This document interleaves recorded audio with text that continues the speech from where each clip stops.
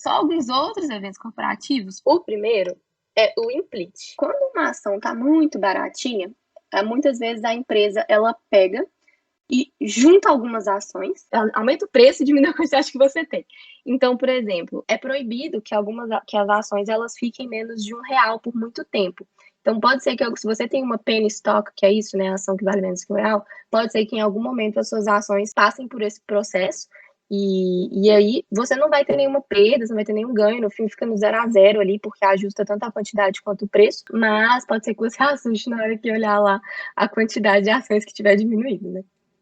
O split é o contrário. É quando o ativo às vezes está muito caro, então a empresa, para dar mais liquidez, né? Porque, óbvio, às vezes é mais fácil a pessoa comprar uma ação mais barata do que ela ir lá e pagar R$ 300 numa ação. A empresa vai, diminui o preço e aumenta a quantidade. É sempre proporcional. Então, nos dois casos, se eu dividir o preço por 3, eu vou multiplicar a quantidade por 3. O acionista nunca vai ser prejudicado, mas pode ser que tenha esses sustinhos aí na quantidade. E, por fim, a subscrição, provavelmente, né? Vocês já tiveram apresentação sobre isso, vocês já sabem, mas quando uma empresa aumenta capital e você é acionista dela, tanto uma empresa quanto um fundo imobiliário, você pode aderir também a esse aumento de capital para você não ter a sua posição diluída. Vai aparecer um ativo estranho aí na sua custódia, então se você tem BID 11, vai aparecer um BID 12, fazer a subscrição, se for do seu interesse, ao preço, né, que já está definido, então muitas vezes é um preço melhor que o de mercado, e aí na data X que tiver definida, você paga por esse ativo menos do que está no mercado, depois você vende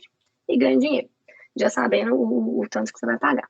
Eu vou passar para contratos futuros, é um pouquinho mais complexo, não é tão intuitivo. Bom, passando então de Bovespa, né, tudo aquilo que a gente comentou era negociado no ambiente de Bovespa, e vindo para o ambiente de BMF. Hoje a gente consegue operar tanto commodities quanto ativos financeiros. Então, eu trouxe alguns exemplos. A gente consegue operar mini índice, mini dólar, DI de um dia, boi gordo, café, entre vários outros commodities e vários outros ativos financeiros.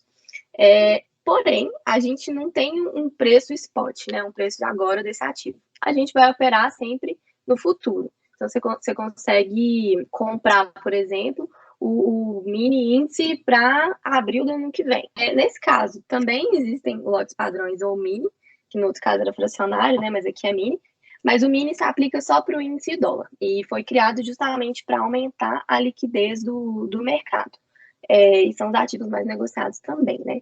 O lote padrão varia de papel para papel, então o mercado futuro de decisão dele é bem complexo, não é tão padronizado igual o Bovespa, mas para o índice e para o dólar, o mínimo seriam 5 contratos, mas para o mini índice e mini dólar, que são esses tickers aqui, são só um contrato. E é importante ressaltar que existe a possibilidade de entrega física para algumas commodities. Não são todas, hoje reduziu bastante, antes o pessoal entregava boi, para vocês terem noção, só que aí uma vez a gente estava lá na B3, o pessoal contou que eles pararam com essa entrega física de boi, porque o boi tinha que ter não sei quantas arrobas.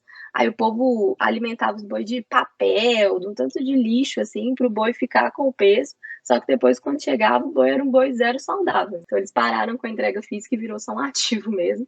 Mas, por exemplo, o café, ele tem entrega física, muito produtor de café opera esse papel, né, para fazer hedge por causa da sazonalidade, da safra, mas aí assim, você pode receber uma saca de café lá na sua casa, tô brincando, não é na sua casa, né, no galpão da B3 você tem que ir lá buscar, mas só para ter cuidado para não entrar em ativos que você não entenda a fundo, porque tem essas peculiaridades. Então, se for começar, minha sugestão é começar ali pelos ativos mais simples, que são mini índice e mini dólar. Uma palavra-chave no mercado futuro é alavancagem. Você não tem a necessidade de possuir o valor total do ativo para operar. Eu vou falar alguns conceitos, depois eu vou trazer um exemplo numérico e vai fazer mais sentido. Mas pense, então, que você pode comprar um papel sem ter o valor todo dele. Então, isso permite com que você, né, vá ao infinito e além aí dos seus ganhos e perdas. Um outro conceito muito importante para a gente juntar nessa equação e depois chegar no exemplo numérico é a margem de garantia. É o quanto, já que você não precisa do valor todo, é o quanto que a corretora vai te cobrar para você operar. Se você for operar, igual a gente já tinha comentado, de swing trade, que é você compra hoje e vende amanhã, a B3 ela vai te chamar uma margem para cobrir esses compromissos, né? Então, sei lá, se você for operar um contrato de mini índice, ela vai te chamar R$ 3.000. Se você for comprar um índice, ela vai te chamar 6. Mas, se você for fazer day trade, as corretoras, elas disponibilizam uma margem reduzida. Você não precisa ter os R$3.000. Então, por exemplo, você opera um mini índice ou um mini dólar com R$25. Um terceiro conceito final para essa equação é o limite operacional.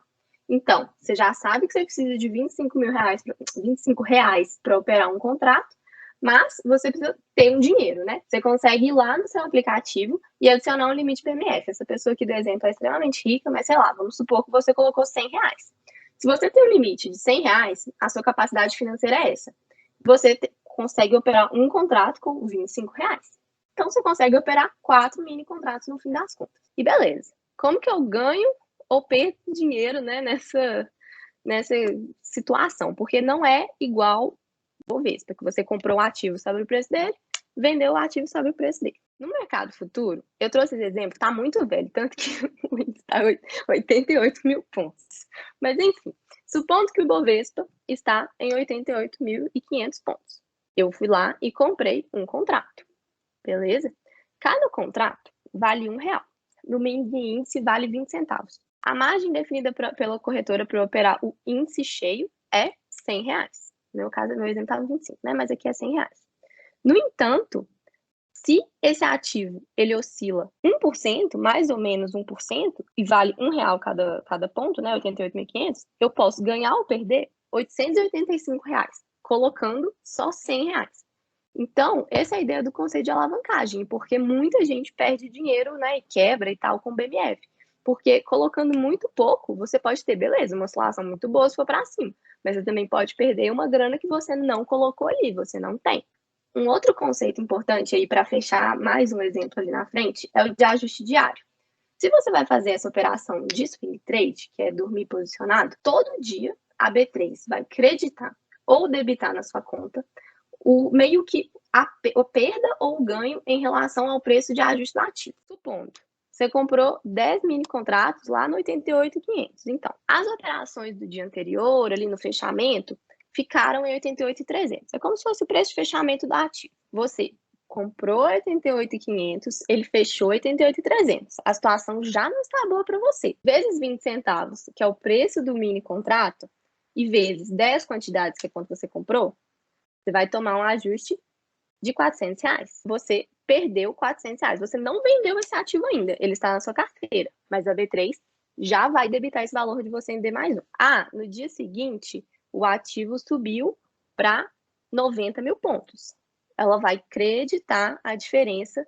E aí, sucessivamente, até você vender esse ativo.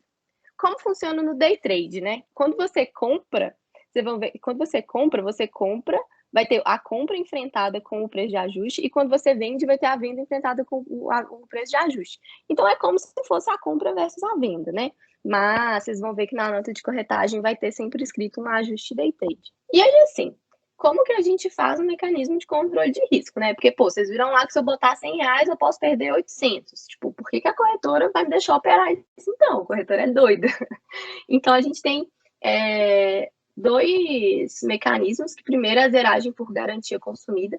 Então, vamos supor que você botou R$100 de garantia. Se você bater num ponto em que você está perdendo, sei lá, 70% desses R$100, está perdendo R$70, o meu robô vai fechar todas as suas posições, vai mandar a ordem zerando a sua posição também, se você já está com alguma coisa comprada, e você não opera mais, justamente para evitar que os clientes percam mais do que eles têm. Se você, não tô bonitinho lá, né, não tô perdendo muito dinheiro, mas se você não fecha a sua posição em até um horário estabelecido pelas corretoras, normalmente você também vai sofrer uma zeragem no fechamento.